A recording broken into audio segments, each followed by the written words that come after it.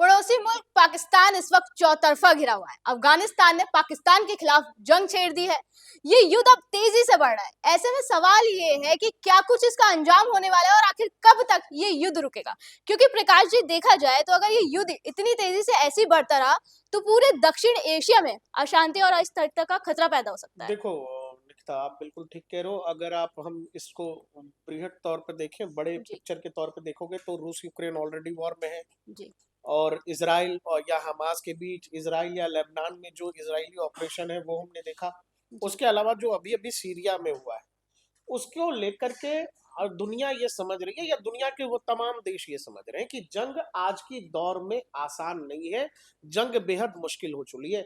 आप ये समझो ना कि पुतिन, रशिया सुपर पावर है, हम्म। बावजूद इसके उसको लगा था, पुतिन वहां मिसकैलकुलेशन में लग गए कि उनको ये लगा था कि ये युद्ध शायद 1 महीने 2 महीने या 6 महीने में उनको जितनी जमीन यूक्रेन के अंदर की कब्जानी है वो कब्जाएंगे, यूक्रेन का सरेंडर होगा और सब कुछ रशिया के फेवर में होगा। लेकिन वो नहीं हुआ। 2.5 साल से ज्यादा का वक्त हो गया है।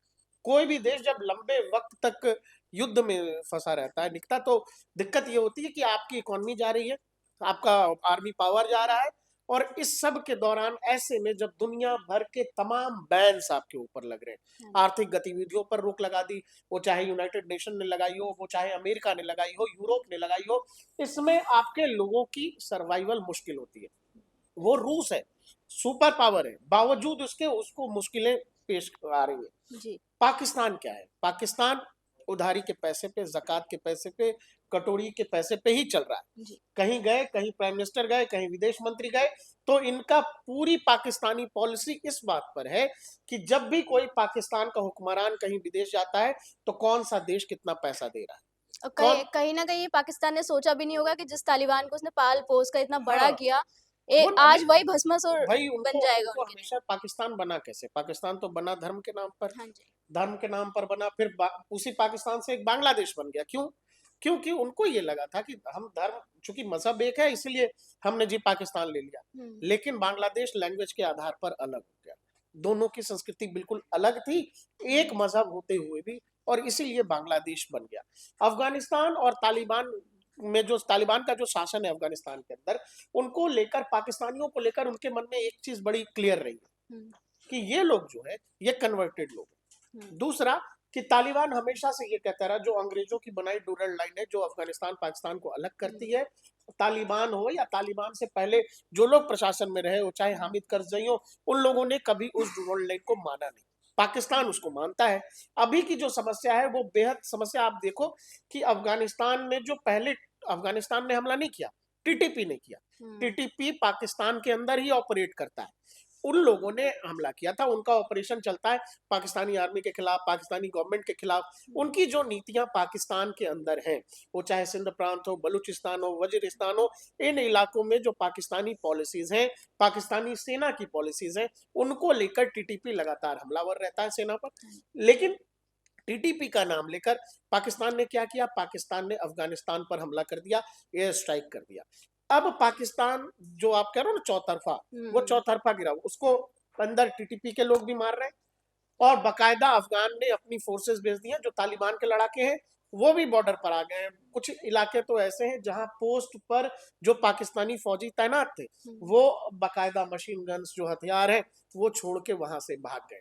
अब पाकिस्तान की दिक्कत ये है कि अगर वो अफगानिस्तान को जवाब देता है तो युद्ध लंबा चलने का संकट है।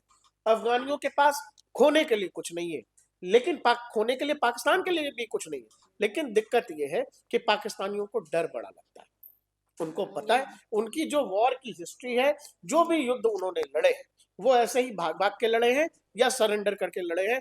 1971 सबको याद है, दुनिया की तारीख में उससे बड़ा सरेंडर किसी आर्मी ने कभी किया नहीं। इन लोगों को ये लगा था कि वो एयर स्ट्राइक करके अफगानियों को दबा देंगे। लेकिन अब बिल्कुल मुहाने पर आगे खड़ा हो गया है तालिबान। अब इनकी दिक्कत ये है, ये सोच यही रहे हैं कि भाई अगर हम लॉन्ग टर्म युद्ध में जाते हैं या जवाब देने के सिचुएशन में जाते हैं तो एक साइकिल ऑफ इवेंट शुरू हो सकता है कि भाई आपने जवाब दिया, उनका जवाब फिर वो देंगे, फिर आपको भी देना पड़ेगा। इसीलिए पाकिस्तान चुपचाप पड़ा हुआ है। दूसरा ये कि उसको लगता है कि शायद देश के अंदर ही लोगों में रिवोल्ट ना हो जाए, लोग ना इसके खिलाफ हो जाए कि आप कहते हैं कि तालिबान और हम भाई भाई हैं, आपने तालिबानियों के खिलाफ जंग छेड़ दी। अगर आप भाई भाई हो तो आपने मैनेज क्यों नहीं किया, मैनेज क्यों नहीं हो सका आपसे? और अगर मैनेज नहीं हो सका तो कुछ लोग ऐसे भी होंगे जो सवाल करेंगे कि भाई ये लोग तो तुमको मार रहे हैं, तुम तो कहते हो हम सुपर पावर है, हमारे पास न्यूक्लियर बम है। तो बात बन नहीं रही है और यही कारण है कि पाकिस्तान अंदरूनी तौर पर बेहद परेशान है इस पूरे मामले में। देखिए, एक सवाल और खड़ा होता है कि अगर देखा जाए तो अगस्त 2021 की अगर हम बात करें तो जब अफ़गानिस्तान को अमेरिका छोड़कर चला गया था, तब तालिबान ने वहाँ की सत्ता सँभाली थी। तब पाकिस्तान बड़ा जश्न मना रहा था उस वक़्त। तो ऐसा एकदम क्या हुआ जो इन दोनों के बीच एकदम से तनाव बढ़ गया? देखो तनाव हमेशा से था, हुँ, तनाव हमेशा से था। पाकिस्तान की एक दिक्कत है, जैसे अभी आप देखो कि बांग्लादेश में जो कुछ हुआ, हुँ, उसमें भी पाकिस्तान नाच रहा है।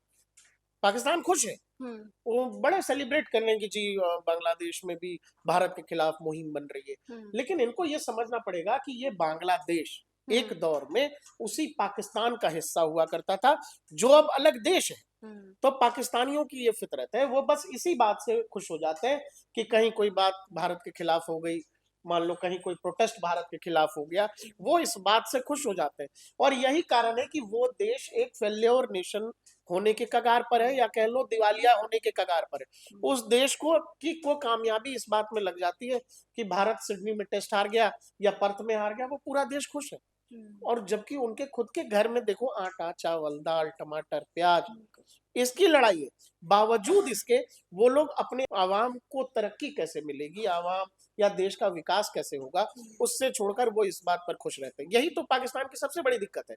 तालिबान को अमरीकियों के खिलाफ लड़ा रहे थे हुँ, और ये कि जी हम तालिबानियों को जो है मार के भगाएंगे, अमेरिका से डॉलर ऐंठते रहे। हुँ, अमेरिका जब चला गया तो तालिबानियों को ये कहा कि देखो हमने भी अमेरिका को भगाने में मदद की, हमने हमारी जमीन का इस्तेमाल अभी कुछ समय से तुम्हारे खिलाफ नहीं होने दिया, हमने रोक दिया।